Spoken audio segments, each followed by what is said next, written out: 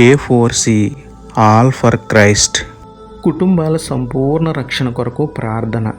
ప్రేమమయుడ కృపామయుడ మా ప్రియ పరలోకపు తండ్రి, మహిమగల మీ నామమునకు స్తోత్రములు దేవా. అయ్యా, చాలా కుటుంబాల్లో ఒకరు రక్షించబడితే మరొకరికి రక్షణ లేదు. అలాంటి వారిని ఈరోజు జ్ఞాపకం చేసుకోండి దేవా. తల్లిదండ్రులు రక్షించబడితే పిల్లలు అన్యులుగా ఉన్నారు. పిల్లలు రక్షించబడితే తల్లిదండ్రులు అన్యులుగా ఉన్నారు. భార్య రక్షించబడితే భర్త, భర్త రక్షించబడితే భార్య ఇంకను లోకానుసారంగానే జీవిస్తున్నారు దేవా.